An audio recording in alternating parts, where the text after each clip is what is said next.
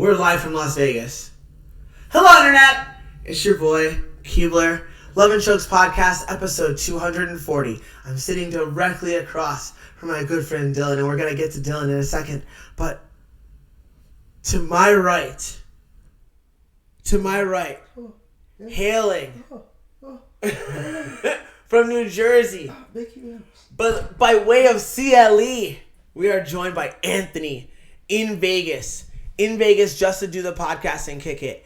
He came all the way, hours and hours, traveling through time zones. It sounds cooler if you're traveling through time, though. Zones. Time zone.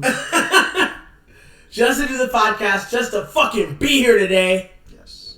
To rock your fucking socks off. And I'm super pleased that you've made it.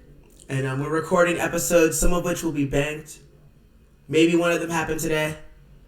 But right now, we're live on the internet. And Anthony, thanks for making it.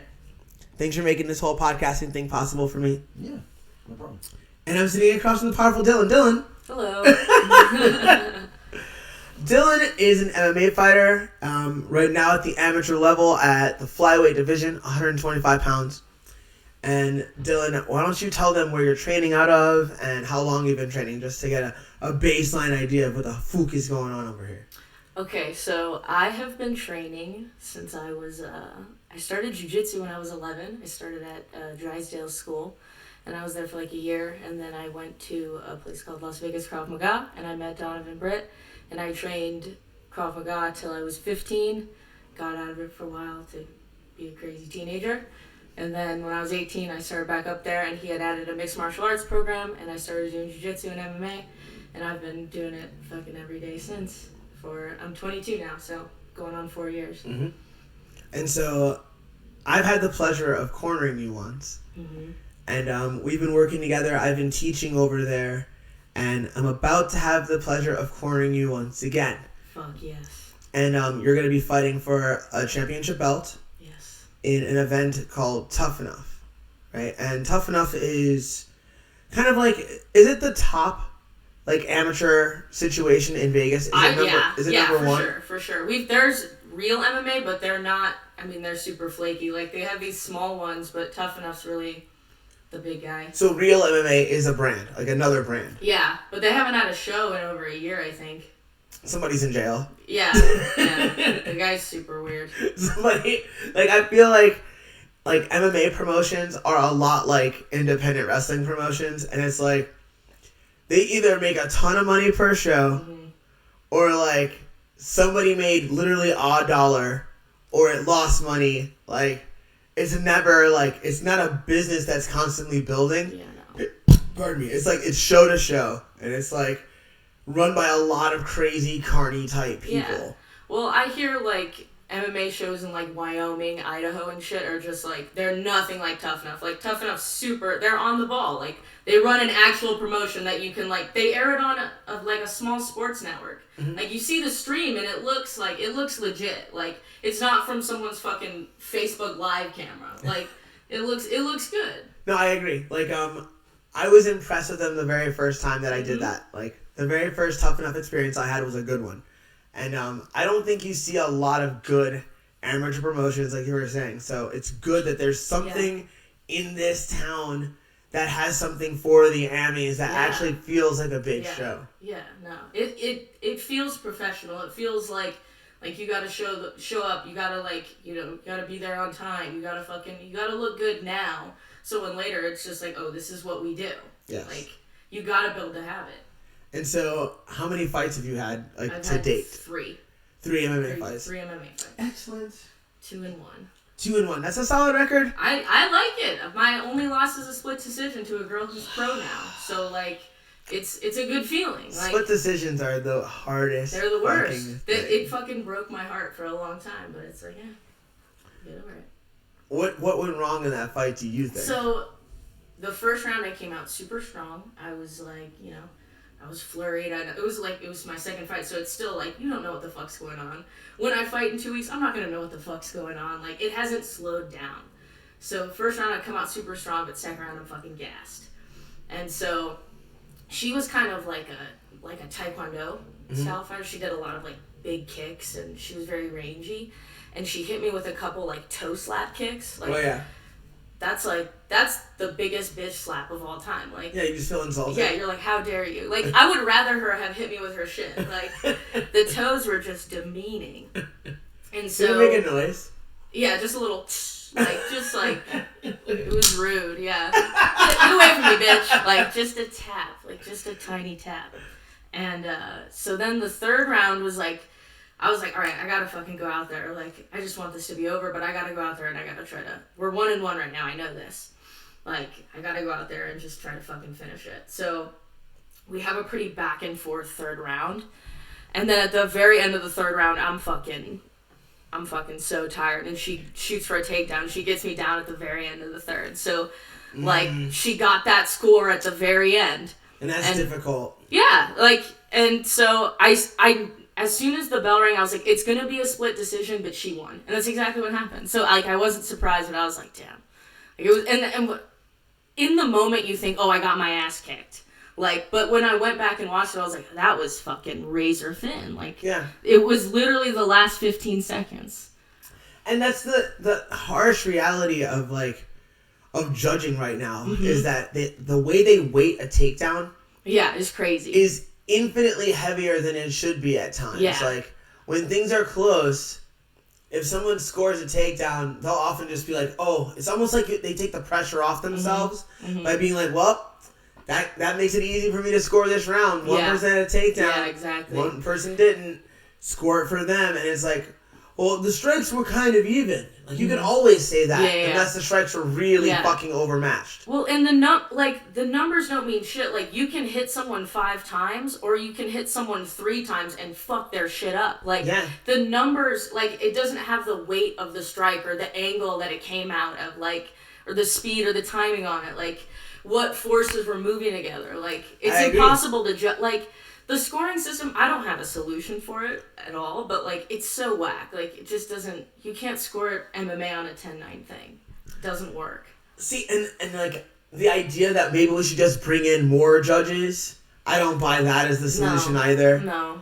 That's like, I mean, I'm just simplifying it, but that's a Rogan solution. It's like, oh, we just need more judges. And it's like, if there's a problem with the chef, do we need more motherfuckers who learn how to fucking be a chef at the same fucking culinary institute to, like, fix the problem? Like, No. that doesn't seem like the proper solution. That seems like a quick way to just upset everyone even more. Yeah. Like, now instead of we're mad at 3 people, now we're mad at 5 or 7. Yeah. Like, it doesn't seem to be the right way to go about it. They should do round by round scoring. They should release Open the scores. scoring. Yeah, open scores at the end of the round. Because, like, I don't know. It makes sense. Maybe the fighters shouldn't know, but, like, the people watching definitely should. But how do we make sure you didn't know? Because, like, they're gonna react, right? Yeah. Like, the crowd's going to be like, That's oh! true. Yeah. Or they're gonna cheer if they agree. Yeah. If they disagree, they're gonna hear that same noise that black people make whenever they're excited. That oh, they're gonna make that noise. So it's still gonna be the problem with fighting is that it's fucking subjective. Yeah. It's like figure skating, gymnastics. It's fucking subjective. Like, who did better? Yeah. Unless we finish, we don't know. Yeah. Or And if so the guy's then- totally beating ass. Yes. Yeah. But even then, Yeah. like, what's totally like it? Yeah. Like, well, I was fishing for an armbar. It's even though still my face that's was what I'm getting saying. pounded in. That's what I'm saying. Like, Yeah. it can look like that to us, and we could really be right. But somebody else can get in there and their stupid lawyer talk Yeah. and be like, "Well, what really happened there? What you're not seeing? If you slow down time, all these things, like, because it's so fucking subjective, and so that's a problem that's not solvable. Yeah. It's not solvable. It's kind of like death. Like, it's not solvable unless you buy into the Ray Kurzweil stuff. Like, which I don't mean to put a fucking a tinge on it by saying buy into, right? If you say, Anthony, if I say, do you buy into this? Am I automatically saying it's bullshit? Yeah. This is a hard yes. It's a hard yes, right? Yeah. So do you buy into the Ray Kurzweil shit? Refresh me on what it is. Is it the guy who, like, spent 90 minutes in heaven or something? No, but I wish it was. Ray Kurzweil wants to live forever. And is a part of a movement that they refer to as transhumanism. And so, like, that we are the thing that's going to bring about the thing that is better than us, right? Mm-hmm. The thing that lives forever, the thing that doesn't have to die will come from us, and that it's our job to bridge that gap between what we are now and what that thing would be. So do I agree with him? Yeah, like, do you want to not die? I've jokingly said before that I would want to be put into a cyborg body, but I think death is going to be an important experience that everyone should have. I don't disagree. Yeah. Like, I think I toy with the idea of my cyborg body too, Yeah, right? like, it would be awesome. I would be flying through space punching asteroids. Like, that's what I want to do. Like, I want to go fucking play soccer with a planet or some shit. You know, but at what cost? Like, I'll get bored of that too. And then I'm just stuck in the fucking, in the indestructible body. Yeah, I'd much rather die. Yeah. I wanna not know when, but have it not be soon. Yeah, for sure. Which is I've got shit to do. Which is entirely fucking human and average of me, right? There's nothing special about wanting those things. Mm-hmm. Like, I don't want to know, so I want to be innocent in terms of, like, when this takes place. But I want enough time to do whatever I want to do. Like, oh, how fucking convenient. Like, yeah, I don't want one of those long, drawn-out deaths where you're in a bed and they're just slowly, like, your senses are slowly going. Fuck all that. no. Fuck every inch of that. Yeah, Like, I'm not wearing no. a diaper. I'm not doing all that. I'm not wearing a diaper before I die because I'm dying. But I'm not outlawing wearing a diaper. I've become more flexible in recent months. Vegas will change you. Vegas will have you out here wearing diapers. No, Anthony? You're not getting fitted for your diaper? No. I'm not a Gerber baby or anything like that. So. I'm not a Gerber baby either. I'm just saying. Actually, no. Like, if there's something I'm not gonna do, it's adult baby play. There you go. That's on the list of I'm not doing. It's not on my list of, like, don'ts, technically. Because, like, if you offer enough money, I'll do that shit. Like, I just think it's so ridiculous that it would never be something I would want to do. It's just so silly. Like, I don't want to be helpless. And, like, And you don't want to have to take care of something like that either. Like, no. you have to feed them, change them. Yeah. Like, they It's like- take that shit seriously. It's like, you're like, just so you know. Those motherfuckers are not kidding. Yeah, they're not playing around. They're not playing around. Adult babies. But, like, how comfortable are we as a fucking culture that we have people that can just be like, well, my hobby is to be a baby.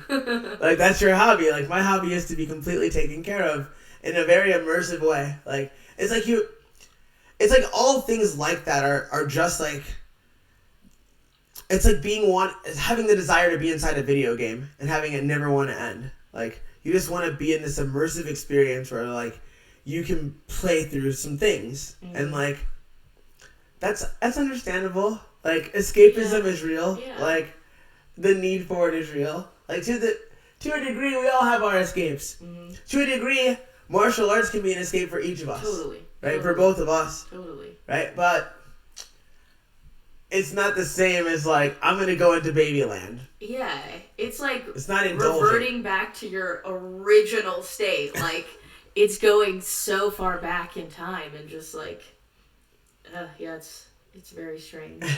It's very, very strange. We keep going back in time and slowing time down. It's a common theme. It's a common theme. So, your next fight is for a belt. It is. Have you ever competed for, like, a championship or a belt in any other thing? No. I mean, I've done like jiu-jitsu tournaments, but it's a totally different feeling than a fight. It is. Like, they're leagues apart. You're not I mean, you are fighting when you're doing a jiu-jitsu tournament. You're not getting punched in the face. And that's No. like, getting punched in the face is a whole different feeling. Especially by someone who wants to hurt you. Like, Yes. you get punched in the face by your friends, and like sometimes it gets heated and you're like, you guys get really into it, but like there's that level of like restraint that you always keep. Because they're your friends, you're not going to hurt them. But once that cage door closes, motherfucker, it's on. Like, there's no restraint, and you feel it. Like, the first time I got hit, no restraint, I was like, oh, for sure. Like, she ain't playing. And she wasn't even that heavy-handed, but I was like, oh, she's hitting me for real. Let's go. Trying. Yeah, she's trying to. Yes. Like, that idea of intent is a real thing. Yeah. Like, yeah, it's an arm bar. Yeah, it's a jab, but like... Yeah. No, if I catch your arm in the cage, I'm going to take it off. Yeah. Yeah, it's a different, And you have to kind of, like, build up to that. You kind of, like, that locker room, like, that time in there is, I think, really important. I think that will, like, make or break your performance. That time that you have to, like, cultivate that mindset and be like, this is what I need to do. Like, I need to completely forget, like, I'm not training right now. Like, I'm not, I'm not just playing around right now. Like, I need to put it together. And I think that's important. And I don't want to put you on the spot, but like, have you already begun thinking about how you're going to spend your time in the locker room? Yeah. Yeah. Yeah, for sure. It's so good. It's so good. It's thinking about the preparation you can't do it too much because I have been overthinking a lot and like kind of driving myself in circles. So you got to find a balance, but you definitely need to think through your preparation to properly execute it. I couldn't agree more with you. Yeah. I couldn't agree more. Yeah. So like, is there a proper way for you to warm up as an athlete? Like, do you feel like if I do X, Y, and Z, I'm ready to go? Or like, I can get there, break a sweat, get there, have not broken a sweat, I'll be fine either way? I'm still figuring that out. I know that there are times when I can just access that thing where I'm like, it doesn't matter if I have a warm-up, if I do this, that, or the other, like I'm going to go out there and smash. And there's times where I'm like, I need to go through this routine and like go through this thought process. And otherwise, like, I'm going to go out there and have a rough time. So it depends on the day. I'm really green. So I'm still figuring a lot of things out for myself as an athlete, training-wise, diet-wise, preparation of mindset, everything. So, like, I'm just kind of doing it as it comes and figuring out along the way, like, okay, this worked, like, this definitely didn't work. Like, I've gone into a fight where I was cold before. Like, I learned that. I was like, oh, I can't be fucking freezing when I go in there. I can't do that. No, that is the absolute worst thing you can do, is be freezing when you walk in there. Like, nothing's gonna go right.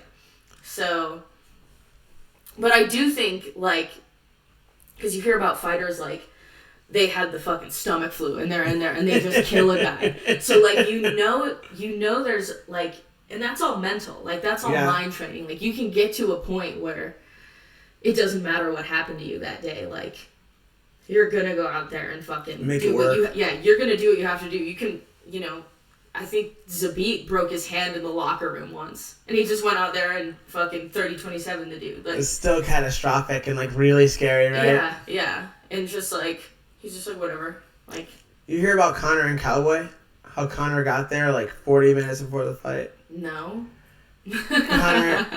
Conor got to the venue 40 minutes before the fight. Had to do his drug test, right? Had to get dressed, warmed up, and do his walkout. 40 minutes. Like, there are people who can't even do the drug test in 40 minutes. Yeah. You know what I mean? Yeah. So imagine getting everything done. Yeah, that's crazy. Isn't That's that crazy? So Your raps, like, everything. That's so crazy. Everything.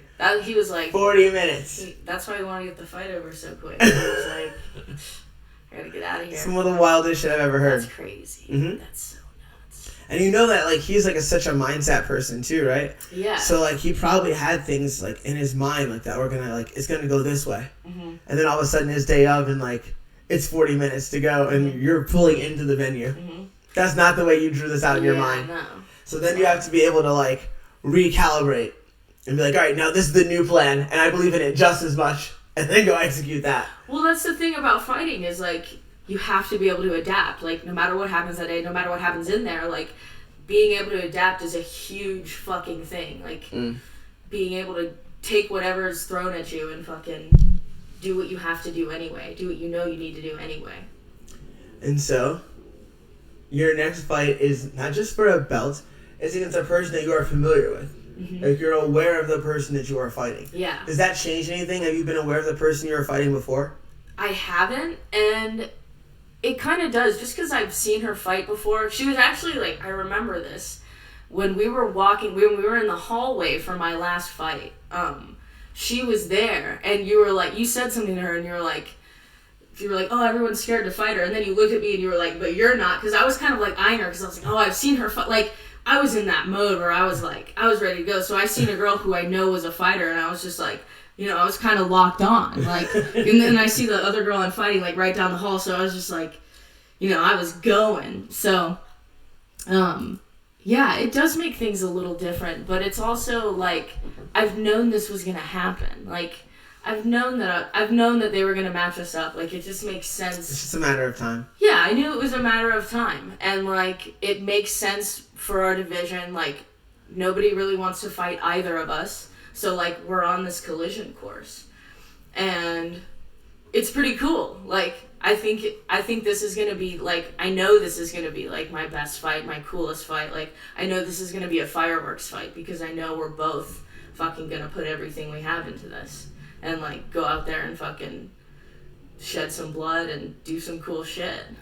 So, when you're not punching broads in the face, what are you doing, Dylan? Like, what are you doing outside of this martial arts stuff? So I work at Barnes & Noble. You're like, I'm a lady at a bookstore? Yeah, I'm a little lady in a bookstore walking on my toes, selling books. I read a lot of books. What are you reading right now? I just finished, I read Anthem. I reread it. I read it in high school, but I didn't like it. I don't know this. Anthem is, it's a book by Ayn Rand, and it's basically set like, yeah. It's like, and it's like 110, 20 pages. It's a small book? It's a tiny book. Yeah, it's very tiny. I didn't even know she did that. Yeah, it's kind of nice because it's kind of like her philosophy summed up very, very briefly. And it's written in very like simple language just because like it's set. Like the Fountainhead, Atlas Shrugged. These are giant books. Yeah. I read those too. I bet, but I'm saying those are undertakings for me. Yeah, like, they're huge. If you go above 300 pages, you go above 350. Now it's now I'm in a big book. Yeah, like this might take me a while. Yeah. If it's less than that, it could be done in a couple of days. I did it if in it was a so couple of days. good. Yeah. You know? But like you go above 350, you're asking me to do a lot of stuff. Yeah. Yeah. Yeah, it's got to be a good book at that point. All right, so Anthem. Yeah. So What's the basic premise? Basically, the world has like reverted back to like ancient times, and they have a council that like runs everything, and nobody like everything is done for the collective. Like I is not a word. Everything is the we, and so like it's literally not a word. Yeah, they don't use it. They've erased it from the language. And like awesome. they assign you a job, and everything you do is for the collective. Like it's very like anti-communism, socialism type deal. Yes. No, I'm kidding. Yes. No, I agree. And it's about this guy who like he finds this like underground tunnel, and he starts doing like little experiments, and he reads these like little manuscripts he finds, and he starts realizing like, oh, all the science they're teaching us is wrong, like, and doing all these little experiments, and he eventually like makes electricity, and he goes to show the people, and they start fucking him up, and he's got to run away. Like, it's a good. That's a very crude summary of it, but you know. So worth everyone's time. Everyone should read Anthem. I think you should. I think it's especially since I can't believe it's so little. It's 120 pages. Get the fuck out of here. Yeah, I swear. All right, I'm reading it. Yeah, I'm reading it. That's happening. I'll find one for 25 cents next time I go to the thrift store. It's always there, so I'll find it. It's always there for 25 cents. It's always there. I scout all the used bookstores. I find the cheap shit. Are there a lot of those in Vegas? You just go to the thrift stores and the libraries have them. Okay. So I've only gone to the thrift store once since I've been in Vegas, and I've been here for a year. And I feel like I'm really fucking up. The only thing is, being Jessica's friend means that, and roommate and coach, means that you get a lot of free clothing. Like this hoodie I'm wearing right now. Yeah, then you don't need to go to the thrift store, really. Exactly. Yeah. Like, sometimes I don't need clothes, but like, for I books, have cravings. For books and for like just weird shit. Like And they have weird records. records. They have workout equipment a lot, or like just like random shit. You're like, I didn't know I needed this. I need this ab wheel. Yeah. Or I'm like not gonna kitchen spend $30 on an things. ab wheel. Nah, fuck no. But I'll spend 50 cents on an ab wheel. For sure. And now I have an ab wheel, Mm-hmm. right? But like, am I gonna go to Dick's and get like the Gold's Gym Deluxe fucking ab need wheel? that Like, shit. go fuck yourself. You I'll need get a that rolling pin and be That's alright. where I get my exercise balls. You're like, Yeah. Yoga balls. they're just gonna all explode day. anyway on a I'm timeline. gonna break them. Oh, I stood up on the ball yesterday for For like how long? a good 30 seconds. Sick! It was awesome. That's nasty. Because you gotta hit this like flow of balance where you just like you feel it, and like I hit that thing and I was like, finally. You're like, it is 9! But now it probably won't happen for another month. Like you have to really center. Oh, fuck. Yeah, like, there was a period where I was completely obsessed with the balance ball. Dude, and so I started out on my shins, and I would just roll on it, like, just chill on it, with my shins on it for a while. Yeah. And the first day that I spent the whole time, like, maybe like 10 or 15 minutes straight doing it, the next day my obliques were all torn to shit. Yeah. Like, I was so fucked, and I was confused. I couldn't believe that I was so sore, and I didn't know what I did. And then the second I tried to get on the ball again, I was like, this is what I did. This is what I did. Like, all those little tiny stabilizing muscles, they woke up and let me know how fucking weak I really was. You know? And no boy likes that. No. No boy likes to hear that he's weak. They're great tools for jiu-jitsu. When I first, my coach first showed it to me, I was like, there's no way. And then I started doing the movements, and I would feel it when I was rolling, and I was like, oh, this motherfucker's real. And then you go and, you apply the same thing to, a heavy bag or, just solo drilling, whatever you do. It's like, oh, this shit really adds up. Yeah, the balance ball is an awesome teacher. Yeah. And then there's, people fuck with the Bozu ball, right? It's like that half ball. So there's, a platform and a ball. And you, try to balance on it, yeah. Now, that I'm not so great at. I haven't done it. I feel like... No, I'm making that up. I was going to say that Matt had us do some things with that, but he didn't. I only used the Bozu ball when I got here. And I was trying to put one foot on it and do an RDL. And a one-footed RDL should not be hard, but I only have 1 foot. So if I put my right foot on a Bozu ball and try to do an RDL, it's just a shaky, terrible, pitiful mess. And then I fall. It's all sad. I can't do them. But the Bozu ball is a good tool. If I use both feet on it, it gives me similar, weird stabilization shit. So you try to do a squat on that motherfucker, and it's not even a squat anymore. It's like your abs and your will. That's all it is. It's like, oh, I thought this was for my legs and my butt. It's like, no, this is about your abs and your soul. It's going into your soul. Alright, so there's the bookstore. And what else do you like to do? I like to play poker with my roommates. That's fire. It's fun. Now, when you say play poker with your roommates, is that you guys sitting in a room in your house with cigars and little visors? Or are you at the casino getting it in? So we do both. So we play at home. We play at home, and we fucking play on our little table, and we just play amongst each other, and we talk a lot of shit. And we also go to the casino and play there and lose money more often than we win, but we're working on it. What's the goal when you're playing against, when you go to the casino? Is the goal that you're playing with each other in order to get as much money for the crib as possible? Or is it every man for themselves, fuck everybody, I'm gonna win? Do you go after the locals or do you go after tourists? How do you choose where you're gonna go? We like to go places with a lot of tourists. We don't like to get into hands with each other, but it seems like anytime I get a good hand, I only end up getting in with my roommate. So, we'll play it through, but we don't play super aggressively. We kind of play very obviously toward each other unless we're in a multi-way pot. Okay. And then we're just playing normally. Like, at that point, then it's, you know, every man for himself. But you want to go after tourists. You want to, like, you can tell how much poker someone plays by, like, how they handle their chips. Like, if they just kind of, like, pick them up and put them down, you can tell, like, okay, they probably don't play all that often. But there's guys that, like, they do elaborate tricks with their hands and, like, shuffle the chips. And you can tell, okay, this fucking guy plays poker 7 hours a day, 6 days a week. Like, It just plays with chips. Yeah. Like. My roommate does it, and it's like... So you have to It's learn crazy. tricks with the chips. Yeah.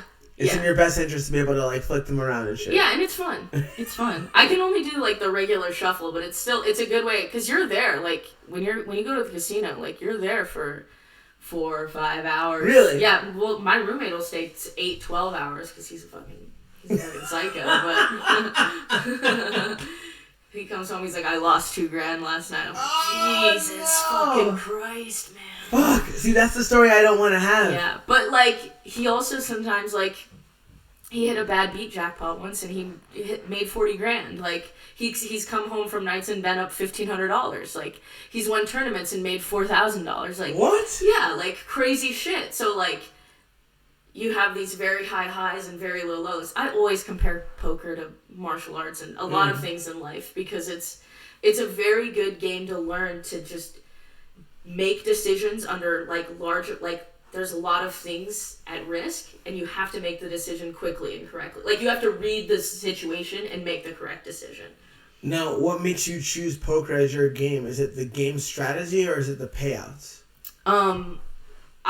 I started playing, like, just not for money at all, like, without even thinking I would ever, like, go to a casino and play. I just started playing because it was fun, and It was fun. we were learning how to play. And then I was like, but it would be more fun if there was more danger involved. But with that danger, there's that element of, holy shit, I just doubled my money. Like, now I have more resources. Like, now, so it's now, that. how hard is it to double your money in poker? It's not. Well, I mean, it isn't. Like, it depends on the night. Like, you can have a night where you're just hitting cards and hitting flops, and you have the right people around you, and they're calling you when you have it, and they're folding when you don't. Like, you're able to bluff, you're able to read the table, and there's some nights where just, like, you have the second best hand, and the guy has the first out of all like, of the fucking... God damn Yeah, it! like, You're just it's dying. brutal. It's brutal. But it's also, like...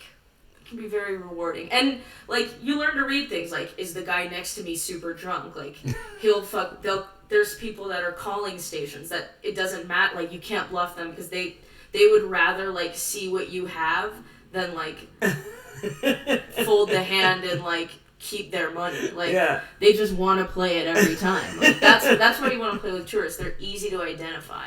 That's awesome. Yeah. They're calling stations. Yeah, that's what they're called. They just want to keep doing it. They just want to do Show me. Yeah, it does not matter. They're like bottom pair, and you're like, fuck. Like, you've bet. Like, you put it out perfect. Everyone at the table believed you, but they didn't fucking care. Of course it's bad poker. But, like, right. you still do it sometimes. You That's get caught in awesome. it, you're like, I'm gonna fucking bluff this guy. That's out. awesome. So Fuck you this shouldn't guy. bluff. You should bluff. This is what my roommate says. He says you should bluff better players, but you have to, like, it's situational. Everything in poker can be answered with "it depends." Like, you can't say, like, people always ask, like, oh, how do you play jacks? How do you play aces? You can't answer those questions because, like, There's too every many other time, things. yeah, there's way too many variables involved. Do you play any other games? I play video games, but, like, not like any other casino game. What video games? Right now, we're super into Call of Duty Modern Warfare. Just, like, popping motherfuckers in the head with a gun. It's the best stress relief of all time. Like, I just come home, like, either from training and I'm, like, fucking wound up and I'm like, I gotta fucking scream at my TV and fucking pop people in the head with a gun. I'm gonna fucking scream my TV.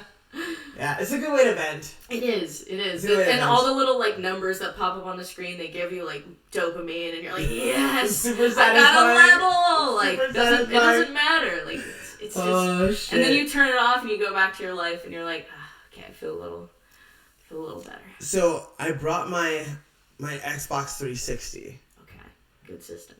And the only reason I brought it is because every now and then I need to play Left 4 Dead 2 and just like mindlessly shoot zombies in the head and not talk for like 4 hours. Yeah. And then I'm good again. Then I'm good again. And so like I haven't even set it up once since I've moved here. It's just sitting in my closet, in the next room over there. And at any point, like if I'm like, no, I'm really, really stressed and like, I just don't want to do anything. Or if I'm really sick, it's another time that zombies get fucked up. Yep. Zombies get fucked. Yeah. That's awesome. Anthony, I believe that there were fights this past weekend. And I believe that the main event of those fights featured Joey Benavidez against Davidson, whatever the fuck, and I'm not going to say his name, and here's why.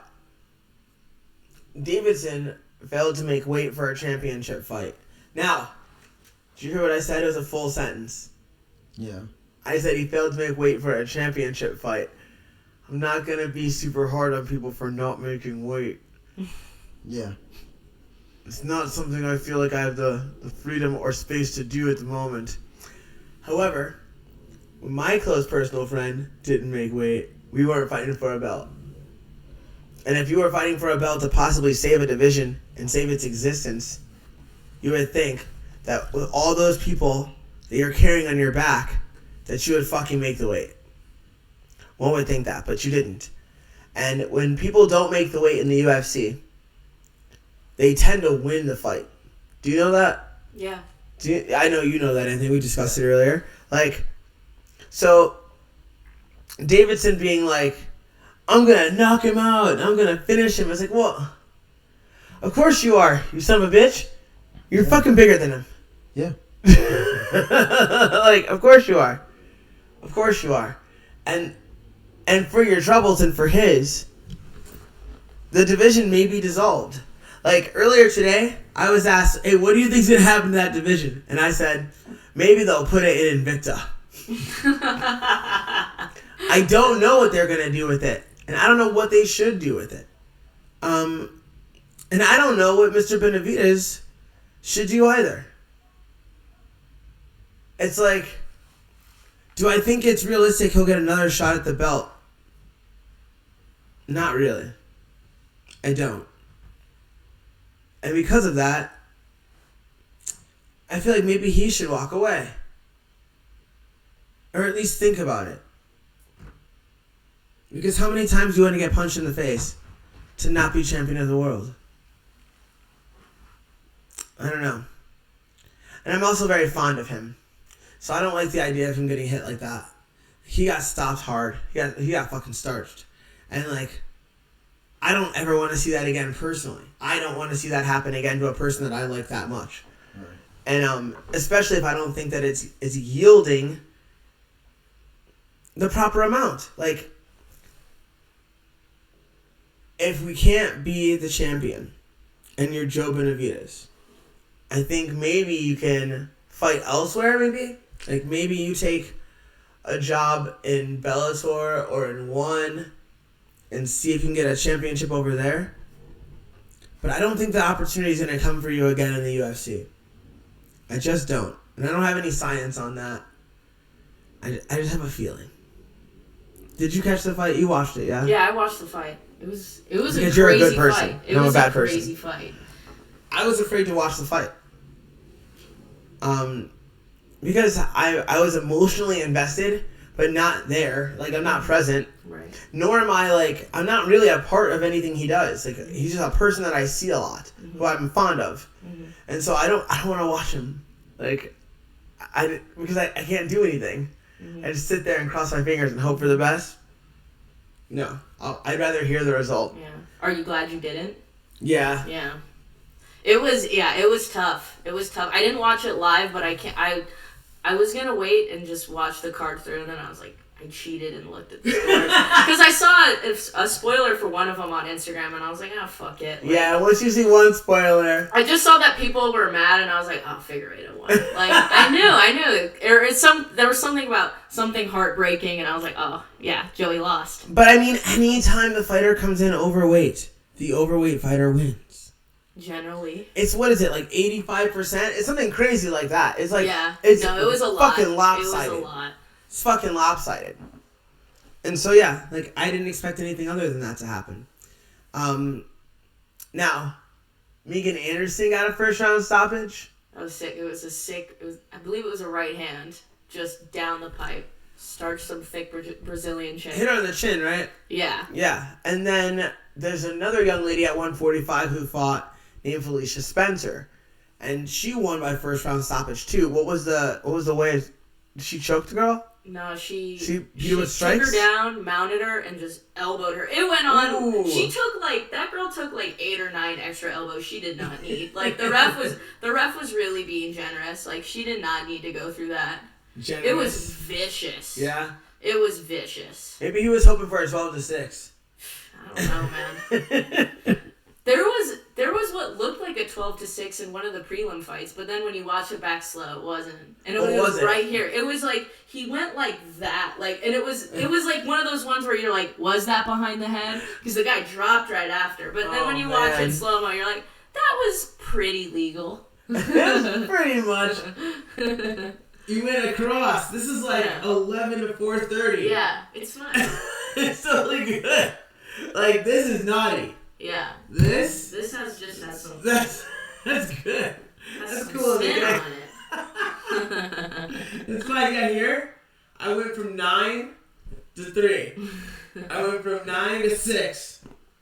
Not 12. That's just this. I rotated first and then I went down. The rules in MMA are so crazy. The rules in everything are so crazy. Like, the way they define what the back of the head is. Yeah. And then, like, if you turn it, every referee says the same thing. They're like, if they turn their head, yeah. It's like, of course they're gonna turn their head. They're in a fight. It's such a strange thing to think. Now there's an upcoming UFC this weekend, March 7th. That's gonna date us, so we're no longer evergreen. But March 7th, Israel's fighting Romero. And do you have a take on that fight, Dylan? I love that fight. I love Israel. I've been watching a lot of his fights and his highlights recently, and I just think he's a gem of a person. Like, he's really cool. He's probably the coolest UFC champion.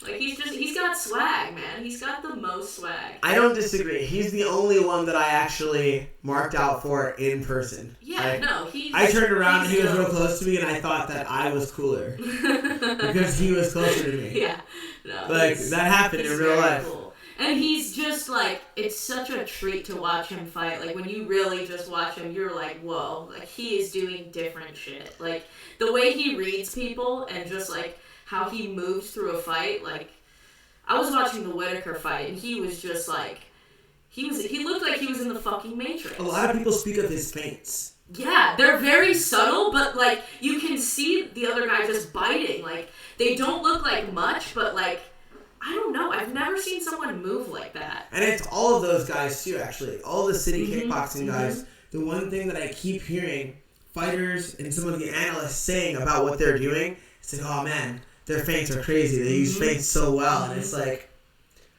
I'm still in a stage where when the fight is in a stand-up exchange of strikes, I'm really watching it just like any other fan would.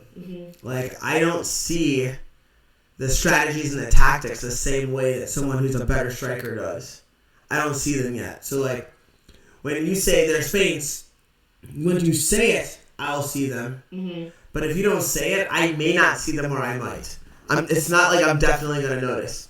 But if somebody keeps taking an underhook or someone keeps putting their foot in the same spot, I'm going to fucking notice that. I'm going to notice that. I'm like, oh, no. They're doing this now. Oh, no, they're thinking about that, and they're thinking about this, and they're worried about this. That makes sense. But, I'm aware that if I had more information, the things on the feet would make just as much sense. They still don't. I don't know what I'm looking at when I'm watching them move. I don't know why a person steps in this direction. I can say little things that everybody else says, pooped your foot outside their foot, they're a southpaw, shit like that. But I don't really know what that means. And it's oh well, it's about the right hand. Kind of, yeah, I kind of get that too. I don't know what that means. You know what I'm saying? Yeah, totally. I feel like I'm happy to say that I don't know because I just want to make sure I open myself up to learning. But I feel like that's a phrase I don't hear enough. As a teacher, as a student, as in everything, is I don't know coming back at me. Yeah. When I'm like, hey, what's this about? And someone's like, they'd rather make something up than say I don't know. Yeah. They'd rather lie to me. Mm-hmm. Than be like, yeah, I don't know. Like, I'm not sure. But it's something that I try not to hesitate to say. Do you value your I don't knows? Do you fuck with it? Yeah. Do you fuck with I don't know? Yeah, I like I don't knows. I think you need to have them. I think the more I don't knows you have, the more things open up for you. Like, I don't know. I'm kind of in the same boat as you where like I can see things when I'm striking, but sometimes like I'll watch a Luke Thomas breakdown or something and I'm like, how the fuck did that guy see that shit? Like, I'll watch like someone who actually knows how to break something down and I'll be like, oh, I don't know shit. Or I'll watch someone who like, my biggest example I see is like Tracy. When he breaks something down for me jiu-jitsu wise, I'm like, I feel like not that long ago, like, you weren't that much, you didn't know that much more than me, like, you knew more than me, but you took it to a level where I'm like, oh, now you know so much. Like, you just started studying and, like, really, like, looking at things and being like, I don't know what the fuck to do here. Yeah. And going out on the quest for the answer to that. It's the best. It's the best. It's the best. And, yeah. like, it's a never-ending thing. Yeah. Yeah. I'm just getting to the point now where I'm like, oh, like, I spend a lot of time thinking, yeah, I know what I'm doing. And I'm getting to that point now where I'm like, overwhelmed every day where I'm like, I don't know. I feel like I'm relearning everything. But you have to remember that all other athletes have the exact same feelings. Totally. The exact same feelings. Totally. And most people don't start trying to really fill in those knowledge gaps until there's some kind of test pending. Mm-hmm. Or like, it's like, oh man, I got the brown belt, the next belt's black, I better get good. Mm-hmm. Or they might define it differently, like, well, now that I'm a purple belt, I don't want to get tapped by fucking blue belts anymore. Mm-hmm. I gotta get good. Mm-hmm. And so whatever it is that drives them, there's a trigger in like the really hyper good people where they get to a certain level and they're like, okay, here's what the new acceptable is. Like, here are my new set of standards and nothing can fall below that. And what do I have to do to keep that true? To keep these as my standards? What must I do? And like, that's what I'm trying to do now. Like, I did not like the way I felt on the way home after rolling with Ryan Hall and Gray. I did not like the way I felt. And I was like, there's a way out of this feeling. But I don't know if I want to do it. And then I was like, alright, that means you have to do it. Mm-hmm. But I still don't want to do it. But it'll get done. Mm-hmm. It'll get done. Just like I didn't want to wake up at 5 in the morning and lift, and I did. I'll do this too. I don't want to. I don't like hard things. I don't like things that are difficult. We gotta speak accurately. Yes. Be accurate with your language. Be accurate with your language. Alright, so what else is on that Israelite assignment card? Anthony, can you please help us? Sure. Hold on a second. No! Anthony, you son of a bitch! Okay. You're over there chewing gum and daydreaming. So this is Rodolfo. Rodolfo has a match. Rodolfo Vieira? Yeah. Oh, that's right. He already had a UFC fight, didn't he? Yeah, he won it.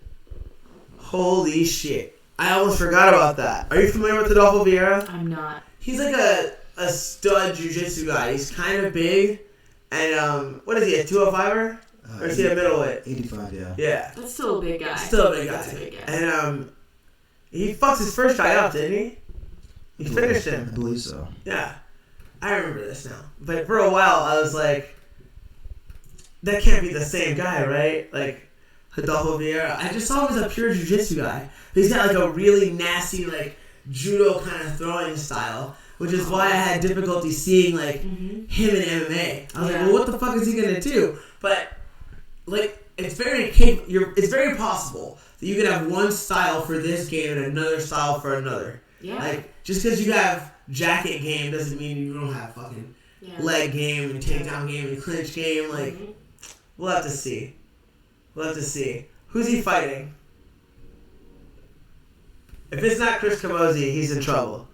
It's Barbek Sarov.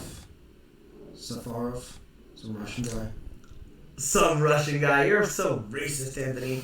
You son of a bitch. I think we have to go. Do we go with Russia? We can't go with Russia, right? Depends. It's wrong to go with Russia. But he's Brazilian. That's true, but like, I don't know, man. Russia just feels like the dirty choice. The Russians be fucking shit up. I tried to root against the Russian on the card last night, and that stoppage was bullshit, but he still won. Which guy? It was Iwan Kutilava, and I forgot the other guy's name. Iwan Kutilava might be Russian too, or he's from Moldova. Moldova. Yes, I have a friend from Moldova. He's a scary guy, actually. So is the guy that was on UFC last night. He's the guy who runs across the octagon when he fights and he does this. Okay. He A Moldovan wrestler. Okay, so is there a championship fight for the girls? Yeah, it's Joanna and JJ Champion returns yes, my girl. Wei Zhang. versus Weili Zhang, or how do you say it? Wei Zhang Wei Li. Zhang Weili. I think it's Zhang Wei Li. All I know is that we're on Instagram together, snugged up in the PIPT room, like, So, like that's my boo. I would be her boo. Like, Yeah. so I saw her in the fucking cafeteria, and she is tiny, right? Tiny. But jacked. Yeah, she's like, so jacked. yoked, bro. Like, yoked. And looks like she's really about the weight. Like, she doesn't look like she cuts a lot. She looks like she might be 120. And, Really? yeah. Holy shit. And she is fucking jacked. Like me. I'm serious. She looks like me. Like she has the same shoulders. It's a slightly smaller waist. Like, but it's essentially the same body. And like, I don't know, a lot of 115-pound women are about to fuck with me. Like she is fucking big in her own way. Like, she's like jacked. I remember a time where I was so obsessed with JJ Champion. Like, so obsessed. I'm pretty obsessed with JJ Champion. But I don't see her winning this. And I want to. Because I would like to see JJ Champion win and then go away. Yeah. You know what? I can see it. I can see her winning. Did you watch the Watterson fight? Yeah. She looked so good. She looked as good as she looked when she fought Andrade, if not better. Like, she had more tools. Like, I feel like she's adding more tools, and she's still super fast. She still can, like, execute that game of just being, like, a flawless striker. Just, like, yeah, like, she's, like, if she can do that, and she can, like, avoid the firefight and the brawl. And fill my heart with love. Yes. Yes. Because I feel like it's a similar fight to the Andrade fight. Like, when you look at when Weili fought Andrade, she just did exactly what JJ did. Yeah, she just rushed her. It's a good strategy. It's like, she's like, oh, you're gonna rush me? Nah, fuck you, bitch. Like, I'm gonna knee you into the fucking underworld. I rush you. Yeah. So that's a good card. It's a good card. It's a card worth watching. I'm not gonna say it's a card worth buying because I'm gonna steal it. I'm gonna steal it for sure, like without question. Like I'm not spending what is it, $65? It's a lot. Get the fuck out of here. It's weird that it's still $65 when you have to pay for the subscription. Like, I pay the $5 for the ESPN Plus. I'm not gonna pay the extra. So I have ESPN Plus, but sometimes I still steal. You know what I'm saying? The fucking pay-per-view, just because it's more convenient. Yeah. Because sometimes logging into my ESPN Plus is a pain in the ass. I can just be like, there it is. Just sit down and watch the thing I want to watch. Yeah. Like, all those things need to be made easier. The easier you make something, the more likely people are to use it. Yeah. You know, like when it's difficult to do, you make them jump through a hoop. They're like, well, I could. I tried that once. It rejected my email. I'm just going to fucking steal it. And then they do. And like, when you think about how much revenue was lost in that Tyson Fury Deontay Wilder fight, like Anthony, pull up the numbers. Pull up the numbers. We heard something crazy that like 500,000 people bought that, but 10 million people watched it on streams. Whoa, that's so if those crazy. numbers are real, that's fucking madness. Like imagine that's you. Imagine that's you. And 5% of your money is collectible. 95% of the people that watch that shit watch it for free. Yeah, that's crazy. Get the fuck out of here. I would be livid if I were those guys. Livid. But like, of course, like the gate did well, right? And like, I think all those vendors probably did great. But like, are you paid off of those? Are you paid off of those pay-per-views? And how much are you paid off those pay-per-views? 500,000 buys can't cover it. That ain't shit. Not when fucking 10 million people watched it. 10 million people? 9.5 million people fucking stole it. Including me. I just think that's a hard thing to deal with. And so like, piracy is something they really have to look into, and I think that's probably part of the reason they've gone to this new model, where it's like inside of a bubble. Yeah. You know, like it's gonna be harder, not impossible, but harder for you to steal it than if it was just on pay-per-view. Yeah, that makes sense. It's harder. That's their psychology, I'm sure. Is there anything else, Anthony? No, not really. I mean, Do you have weird news for us? I do. I like weird news. Wacko may have stabbed multiple people with syringe full of semen What? Whoa. Where? in Maryland. In Maryland. Maryland? Was it near PG County? No. PG County, Maryland. That's my Lloyd Irvin impersonation. It's not that good. PG County, Maryland. If you would try to stab me with some semen, I guarantee you will be killed.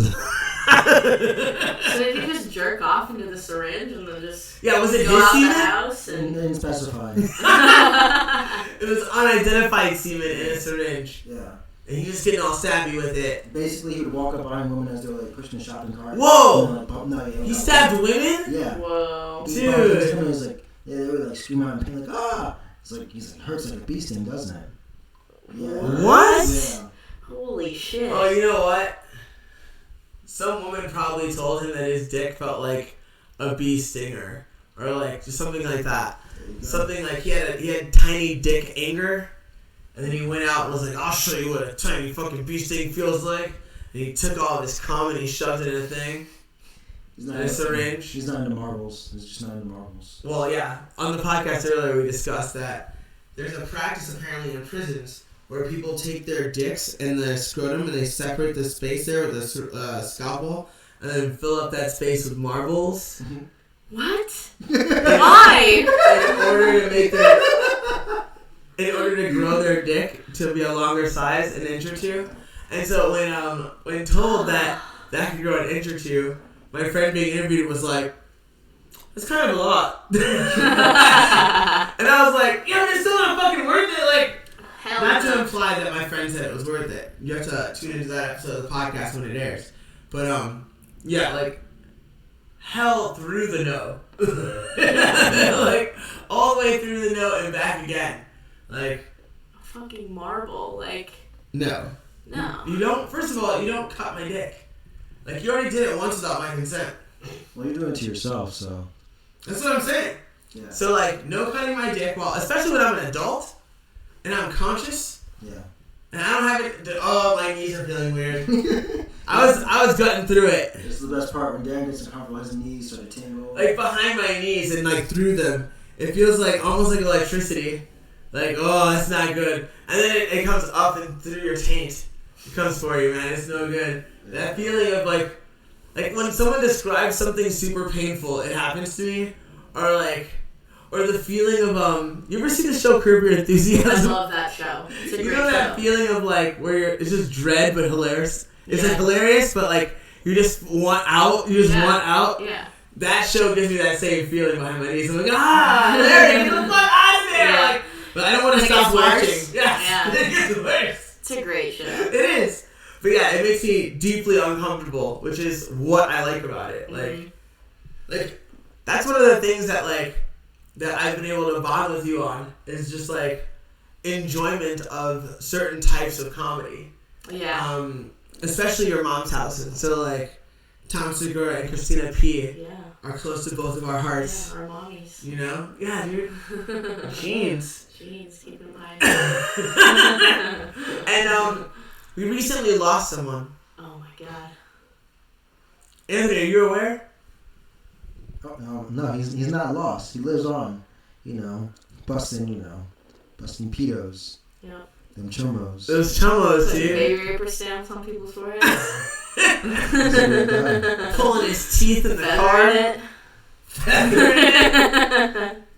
Oh. So, first of all, we're talking about Fed Smoker. And Fed Smoker was, it's not fair to say that he was a character on Your Mom's House, though that seems to be what I want to say. He's more of an icon. I mean, I don't know. Character isn't the right word. That's what I'm saying. Character is not the He's appropriate a word. figure. Yes. Sir Kyle Peterson. Yeah. He's an entity. Yeah. And he has apparently passed away and won't be able to bust any more chomos on this plane. But in the next, wherever there's a chomo, I hope that Fed Smoker's fucking whacking him up and sending him his fucking packing papers. And when they get those packing papers, I hope Fed Smoker's like, ta-ta, retard! Because that would make me happy. For now, Internet, I must bid you adieu. Dylan, thank you for doing my podcast. Thank you for having me. It was fun. It was fun. I'm looking forward to watching you get this title. I'm looking forward to watching you punch girls in the face for many, many years to come. I'm excited to do this with you, man. And there'll also be some boy punching. We'll punch a few boys. Yes. Just to do it. Just to let them know.